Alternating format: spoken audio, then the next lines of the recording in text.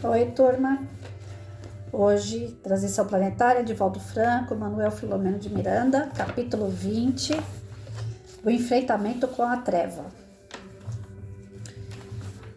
Os membros que foram convocados entre os encarnados eram companheiros adestrados no socorro aos espíritos renitentes no mal e acostumados aos debates que sempre se travam durante os atendimentos especializados. O médium Joseval, que fora responsável pela dissertação da noite, veio trazido pelo mentor amigo, apresentando significativa lucidez, acostumado como se encontrava com os desdobramentos parciais pelo sono fisiológico e com as realizações espirituais em nossa esfera de residência.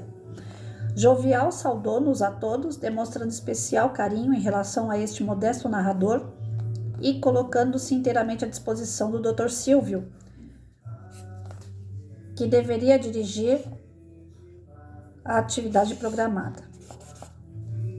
Nesse comenos, um dos vigilantes que se encontravam à porta de entrada da instituição veio notificar-nos que o grupo de rabinos judeus acercava-se, apresentando-se de maneira pomposa, com indumentárias extravagantes, e o sumo sacerdote Eliashim ben Sadoc, à frente, caminhava com orgulho mal disfarçado, estampando uma carantonha de ódio e soberba, acolitado por mais de uma centena de outros chefetes, igualmente portadores de semblantes ferozes. Alguns, com visíveis deformações, deteve-se à porta principal.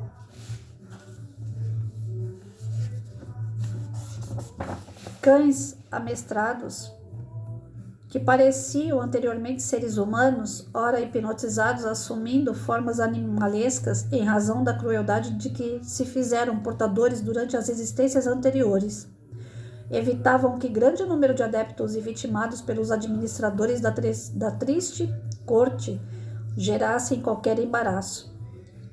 Chegando à área fronteiriça, a porta de entrada tomaram ridícula posição de combate nos antigos moldes medievais, empunhando estranhos instrumentos de guerra, e em gritaria selvagem que repercutia em todo o ambiente pareciam aguardar a voz do comando.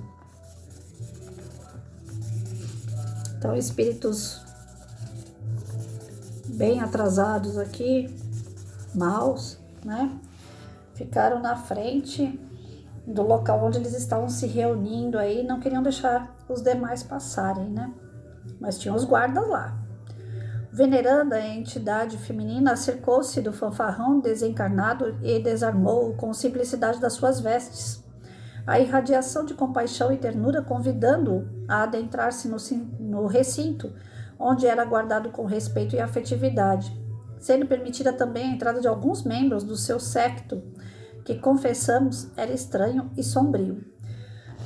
Então, Veneranda, entidade feminina, acercou-se a esse espírito que estava comandando os demais, né? E convidou ele a entrar no recinto. E ainda ia permitir que outros entrassem juntos, mesmo sendo estranho. Carregando o volumoso número de pergaminhos amarelecidos e gastos, entregou-os a um dos auxiliares, seguindo após a anfitrioa gentil.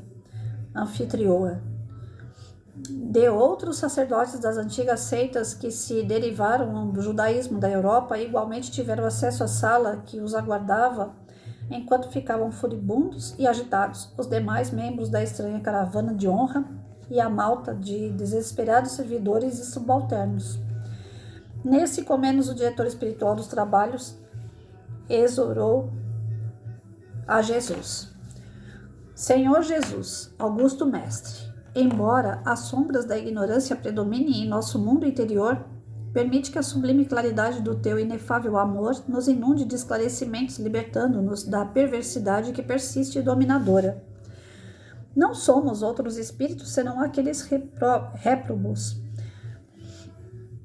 que te negamos mais de uma vez, embora situados nas fileiras do teu evangelho, assumindo compromissos perniciosos que nos envergonham até este momento. Hoje, novamente convocados pela tua misericórdia ao serviço iluminativo, sentimos a fragilidade em que nos demoramos e por isso deixamos-nos conduzir pelas tuas santas mãos, cobrindo as pegadas luminíferas que ficaram pelos caminhos, sinalizando a tua passagem pela terra. Ajuda-nos, portanto, a ajudar, socorrendo aqueles que foram nossas vítimas quando defraudamos a tua mensagem e infelicitados pelos interesses sórdidos da nossa mesquinhez. Torna a nossa palavra suave e enérgica, os nossos sentimentos elevados e meigos, a nossa mente lúcida e compreensiva, a fim de que não venhamos a dificultar a concretização dos teus planos para com os infelizes que somos quase todos. Raiando a nova madrugada, propicia-nos a incomum felicidade de ampliar os horizontes, ainda em sombras, para a luz da verdade de que te fazes portador.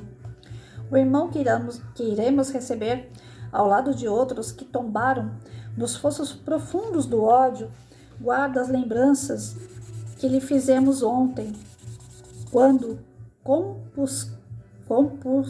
conspurcamos o teu nome com as nossas paixões. Apiada-te de todos nós, os teus servos humilíssimos, e se conosco a partir desse momento através dos teus mensageiros sublimes, a fim de que consigamos melhor contribuir na tua seara fecunda. Que assim seja. Ao silenciar, apresentava a emoção que a todos os tomara. Uma indescritível onda de paz dominava-nos a todos nós que encontrávamos unidos em sua harmonia de enternecimento. Chegando ao recinto, devidamente protegido por correntes fluídicas, cuidadosamente distribuídas em torno do edifício, em especial da sala mediúnica, o desafiador iracundo não pôde sopitar os sentimentos infelizes de que fazia portador, exigindo mais consideração e destaque do que certamente não pôde ser atendido. Seja bem-vindo à casa de Jesus, saudou propositalmente Dr. Silvio, demonstrando respeito e amizade. Não me fale esse nome. Reagiu totalmente esfogueado, porquanto não tenho a mínima consideração por essa nefanda criatura mitológica da tradição dos dominadores da terra, que é Jesus, né? E permitiu-se estertorar em estrondosa gargalhada. Embora houvesse reação de todos os recém-chegados que se puseram a blasfemar, Dr. Silvio acercou-se do médium Joseval, que se encontrava em semitranse, e antes mesmo que o sumo sacerdote se desse conta, foi atraído ao seu campo perispiritual como uma malha de ferro à ação do imã. O médium em corporação atormentada moveu-se, tomando uma atitude arrogante, enquanto o espírito gritava: caímos numa cilada típica dos nefastos cristãos de todos os tempos. Avancem o ataque, infelizes traidores, rápido! Movimentaram-se os demais convidados sem qualquer facilidade, porque as energias ambientais impediam-nos de tomar as atitudes para as quais se haviam preparado.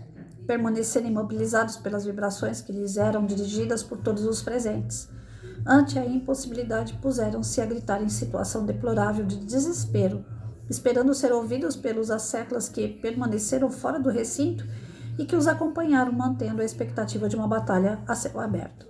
Dr. Silvio manteve-se tranquilo e, após muito breve momento entre as acusações do comunicante e os seus acompanhantes, respondeu com bondade irrepreensível: não tem fundamento a sua afirmação de que os traímos, atraindo-os para uma cilada, porquanto o desafio partiu do respeitável amigo, desafio que aceitamos para um encontro de esclarecimento, não para uma batalha que caracterizasse o Armagedon bíblico a que se apega, em plano de vingança e de guerra. Não ficarei aqui. Reagiu com ferocidade, retorcendo-se nos equipamentos mediúnicos. Ouvindo suas arengas muito conhecidas minhas, vítima que fui mais de uma vez dos argumentos mentirosos dos infames cristãos, batamos em retirada. Muitas vezes o recuo é a melhor estratégia num combate, especialmente quando a tropa é vítima da vilania e da sordidez do adversário que a atraiu para o fosso de torpe armadilha. Nunca os cristãos terão qualquer tipo de dignidade para o enfrentamento com a verdade que se encontra na Torá e jamais nas falsas palavras desse adversário de Israel que foi justamente castigado. Confesso-lhe, amigo e irmão, que não existe em nós nenhum sentimento inferior em relação à sua pessoa, aceitando a sua oferta de decisão em torno da peleja que se alonga pela noite de alguns séculos. O nosso é o desejo da fraternidade, da paz. Reconhecemos o seu poder nas regiões infernais onde se homizia com outros espíritos que foram vilmente enganados e traídos no passado, quando ainda nos encontrávamos dominados pela ferocidade das paixões inferiores. O tempo correu na ampulheta das horas e todos mudamos. Penso que para melhor, porque a clara mensagem de Jesus por fim alcançou as paisagens da nossa mente e o país dos nossos sentimentos. Suplicamo-lhe, bem como a todos aqueles a quem magoamos, o perdão sincero, reconhecendo o nosso erro lamentável e de graves consequências. Honestamente arrependidos, desejamos demonstrar a nossa transformação moral, recebendo e a todos quantos anelem pela paz, que não fruem desde há muito tempo. Paz de que Jesus é o único possuidor. Não volte a pronunciar esse nome, revidou o furibundo. Lamento não poder atendê-lo, porque o servo não é maior do que o amo, nem o escravo melhor do que o Senhor. Jesus é o nosso caminho, nossa esperança de libertação total, nosso porto de segurança. Fosse ele tudo isso, resmungou irônico, e eu não estaria aqui, constrangido e impossibilitado de fazer o que me apraz, confirmando a minha desconfiança em relação a ele e a escória que o segue.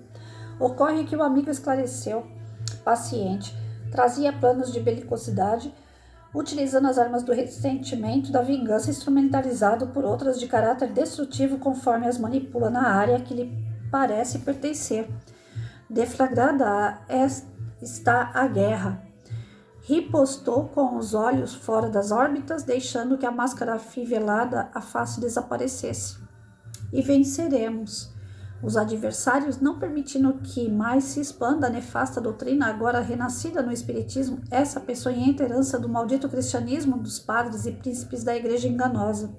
De fato, respondeu um nobre esclarecedor, o espiritismo, ora, esplende nos céus do planeta, confirmando a promessa de Jesus de que não nos deixaria órfãos, o que realmente aconteceu. O seu amor e a sua compaixão permitiram que fossem revistas as páginas que ele escreveu no Santuário da Natureza, através das palavras sublimes e dos exemplos inigualáveis, e que nós adulteramos, adaptando os nossos interesses miseráveis, dando lugar a uma doutrina muito distante de sua legitimidade. Como, porém, nunca é tarde para se recomeçar, refazer caminhos e corrigir enganos, estamos empenhados no compromisso da reabilitação. Palavras e palavras que não alteram os atos ignóbeis do passado, nem alteram os nossos planos de desforço, explodiu caviloso. Erguendo o médium em atitude ameaçadora, interrogou com hostilidade irrefreável. Veja a paisagem da terra infeliz, onde estão a mansidão e a cordura, a compaixão e a misericórdia tão decantadas. Não vê por acaso o que ocorre no mundo rico de poderes ilusórios e de degradação? Em que lugar se ocultam os discípulos do crucificado portador de muitas culpas que o engabelou com as suas palavras e promessas vãs? Sim, vemos a presença da luz onde predomina a treva, do amor onde o ódio semeia a destruição, da ternura no lugar onde a agressividade reina e do trabalho de reconstrução sobre os escombros das glórias mentirosas do passado. Anunciam-se novos tempos, quando o sofrimento cederá lugar à alegria de viver e quando os sentimentos entorpecidos oferecerão campo à floração dos elevados ideais da dignificação humana. Essa lamentável situação será questão de pouco tempo para ser resolvida, por quanto momento chega em que a Terra e os seus habitantes serão constrangidos a alcançar patamares superiores da evolução. Quando os filhos de Alcione se instalarão expulsando os terrícolas, indagou, dominado por refino sarcasmo. Não exatamente conforme assinalado, estaremos recebendo visitantes de outra dimensão, que se propõem a ajudar-nos nas transformações que já se vêem operando no planeta, porque a lei que vige no universo é a da harmonia, da solidariedade, dos princípios morais estabelecidos pelo Pai Criador. Ai, gente, desculpa. Bom, vou parar por aqui. A briga é feia. Gente do céu. O texto é longo. Melhor parar por aqui. A briga é feia. E eu já vi isso aqui, dentro de um trabalho mediúnico. Parece que eu tô revivendo o momento do trabalho mediúnico. Você tá ali tentando convencer aquele irmãozinho, né? Que tá errado, não tem que querer o mal dos outros, não tem que se vingar. Aí você tá lá tentando, você usa a palavra de Jesus, você usa todos os argumentos que você pode imaginar para convencer que ele é um espírito, que nós somos espíritos, que nós somos passíveis de erro, que ele também está errando, né? Porque você falar para um orgulhoso que ele erra é estourar a Quarta Guerra Mundial, né? E geralmente esses espíritos endurecidos, eles são muito orgulhosos. Jesus dizia que as duas chagas que acabam com a gente, né, que atrasam o nosso lado, é o egoísmo e o orgulho. E é verdade. Eu falo que tudo aquilo que eu acredito é porque eu já vi, né? Eu sou muito Santo Tomé. Então, quando eu tive num trabalho mediúnico e vi algumas vezes espírito chegar endurecido pra caramba, querendo matar, querendo esfolar a pessoa que ele estava perseguindo, tirando a saúde da pessoa com quem ele estava, sugando as energias daquela pessoa, invadindo o seio familiar daquela pessoa, gerando conflitos onde aquela pessoa caminhava. Eles conseguem, como eu falei, para mim, você pode me enganar. Você pode falar e eu acreditar, eu não estou vendo a tua essência. Da forma que você falar, eu vou acreditar. Mas a espiritualidade você pode se fazer de santo, de anjinho, que ele está vendo o teu pensamento. Aquilo que você pensa, ele sabe. Não adianta você querer enganar a espiritualidade. Eu pedia muito para eu não ter que falar com o espírito sobre vício, né? Eu tinha problema na família com pessoas que estavam envolvidas com vício e eu falava, não me deixa conversar com espíritos que vêm com problema de vício, porque eu não tenho paciência. Eu vejo o que a pessoa faz lá no meio da família, o caos que é por conta de uma escolha errada dessa criatura, e aí eu vou falar com esse espírito e eu vou acabar falando coisas que ainda tá doendo em mim. Então eu não vou ajudar essa pessoa. E ele vai ver que eu não tenho condições de ajudar ele. Então eu vou ficar sem moral nenhuma, eu não vou conseguir ajudar. O médium não tem que ser perfeito, mas ele tem que ter a moral para poder falar com o espírito. Ele tem que... Não adianta ele virar para um espírito que é obsessor e falar assim, meu amigo, não bebe. E o médium ser um beberrão. Meu amigo, não fuma. E aí ele mesmo fuma. Ele tem que ter moral, ele não tem que ter perfeição, mas ele tem que ter moral. Então tinha coisas que não adiantava eu falar, porque estava enraizado em mim ainda uma bronca, um certo desconforto. Então aquilo ali eu não ia conseguir dar conta de falar numa boa, né? Porque dentro de mim aquilo doía. Teve um caso que o rapaz chegou, ele usava cocaína. E ele pediu, pelo amor de Deus, para a gente poder ajudar ele, porque ele até então ele não fazia questão de sair das drogas, até o filho dele de 5 aninhos subir numa cadeira para tentar alcançar a droga em cima do armário. Quando ele viu que aquilo poderia atingir o filho dele, aí ele resolveu se tratar. Foi preciso uma cena daquela de choque, de quase que o filho dele pegou a cocaína, porque 5 anos, se ele chegasse na cocaína, com certeza essa criança ia partir dessa para melhor, né? Overdose, pela quantidade de cocaína que ele disse que ele tinha. Então ele chegou no centro espírita pedindo socorro.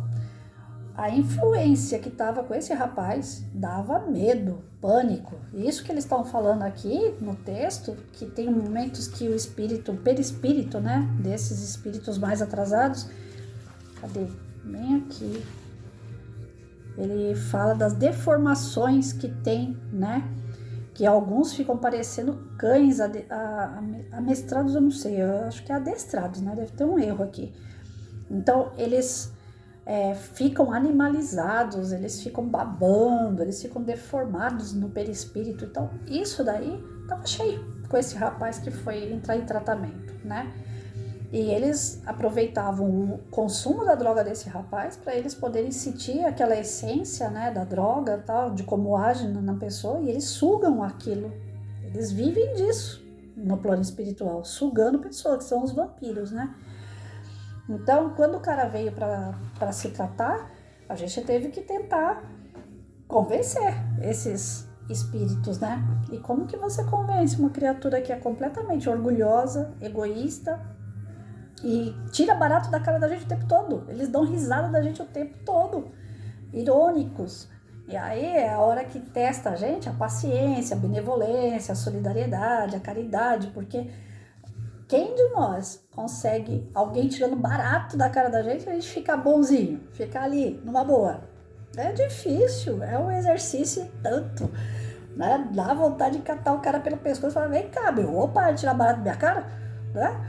Mas a gente não pode, tá dentro de uma casa espírita, a gente tem que trabalhar, tem que fazer com que aquele irmão encontre o caminho dele lá, né? E isso que a gente faz como médium numa casa espírita, deveria ser feito na nossa casa, no nosso trabalho, na rua, em qualquer lugar. Mas aí tem pessoas que exercitam isso dentro da casa espírita, no trabalho mediúnico, e dentro de casa é o inferno em pessoa. É isso que eu não consigo entender. Você conseguiu fazer isso lá no trabalho mediúnico, então você consegue fazer isso em qualquer lugar, gente. Porque é um teste tanto de paciência e tolerância que vocês não têm ideia. O espírito chega lá e ele fala, eu quero matar esse cara. Aí você fala, não, meu querido, não pode matar. Você tem que usar de perdão. Deixa pra lá essa conversa, né? Isso só vai piorar a sua situação. Um dia você também errou tanto quanto ele. Aí você começa, né? Aí quando você pensa que tá conseguindo convencer aquele irmãozinho ali, ele vira, só tava escutando você falar, seu idiota. Eu não vou fazer nada disso que você falou. Pronto. O sangue sobe, não sobe? Mas o médium, através do estudo, através de toda a doutrina dele, da disciplina dele, ele não estoura. E se ele não estoura ali dentro, porque ele está exercitando aquilo ali para usar isso fora também. E o médium ele é testado do lado de fora da casa espírita muito mais do que dentro. Porque se ele cair no erro lá fora e a espiritualidade que ele está tratando tiver por perto, vai falar, lá, ele era santinho só dentro da casa espírita, porque lá fora, lá, ele maltrata as pessoas, ele ignora as pessoas, ele é arrogante com as pessoas. Aí vai perdendo a moral. Aí quando ele vai trabalhar na casa espírita, aí o cara dá risada mesmo dele, até não querer mais. Olha como é complexo esse negócio, gente. É muito difícil ser um médium, trabalhar seriamente. E aí a gente volta também para a questão do nosso dia a dia, mesmo sem ser médium, né? Você, às vezes, está conversando com um amigo, você fala com o problema do amigo com tanta benevolência, com tanta paciência sobre o problema do amigo, aí você vira as costas e acontece exatamente a mesma coisa com você. E você age como um animal, né? Você vai com tudo para cima. Aí depois você fala, peraí, mas eu acabei de falar para o meu amigo que ele tinha que ter paciência, que ele podia resolver numa boa, aí vou eu e estouro ali. Para você ver como que você é testado em tudo aquilo que você fala, a espiritualidade está de olho. Ele vai testar. Ele vai te testar para ver se aquilo que você falou pro teu amigo você é capaz de fazer. Se você for capaz de fazer, ele, o cara é assim mesmo, vou embora, vou atormentar outro. Agora, se ele vê que você fala uma coisa e faz outra, ele vai te desequilibrar, né? Eu tive relacionamentos, eu tive momentos com alunos, né? Eu tenho várias experiências para contar. É que 24 minutos já de vídeo, mas as minhas histórias são bem assim. As pessoas falam para mim uma coisa e fazem outra, e eu tô vendo e eu tô falando, ó, cuidado, né? Orar e vigiar, presta atenção, porque você tá sendo tentado, você vai acabar caindo, né?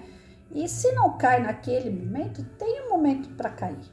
Mas de uma forma ou de outra a espiritualidade fica ali te cutucando para você errar, para você falhar. Então, para que eles sejam ajudados de verdade, ele não chegou ainda nesse momento aqui, mas eu acho que o texto vai acabar levando a gente para isso, porque na real é o que acontece. Você só convence um espírito inferior, um espírito atrasado moralmente, através da sua conduta, não é através das suas palavras. As suas palavras podem até começar a agir nele de forma que ele vai raciocinar, ele vai refletir, uma coisa ou outra ele vai pescar, ele vai, oh, será que é isso mesmo? Mas se a sua conduta não for de acordo com as suas palavras, acabou. Você não tem moral nenhuma, nem com a espiritualidade inferior, nem com a pessoa que está do teu lado nesse exato momento. Se você quer ter moral, faça aquilo que você fala. Caso contrário, você não tem moral nenhuma. Ah, mas principalmente, né, homem quando quer conquistar mulher, ou mulher quando quer conquistar homem.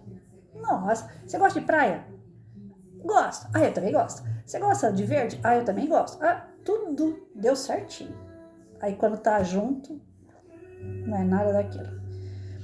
Gosta de uma coisa, o outro gosta de outra. Admira uma coisa, o outro admira a outra. Aí é por isso que os relacionamentos começam a fazer isso aqui, ó. Porque se você é sincero, se você falar aquilo que você é, aquilo que você quer, você vai encontrar alguém que seja daquele jeito que você é e que você quer também. E juntos vão caminhar. Mas se você ilude o outro e faz outra coisa, o relacionamento vai dar tudo errado. Vai começar errado e vai terminar errado. Então, daqui a gente tira um pouquinho dessas lições, tá bom? Fiquem com Deus aí.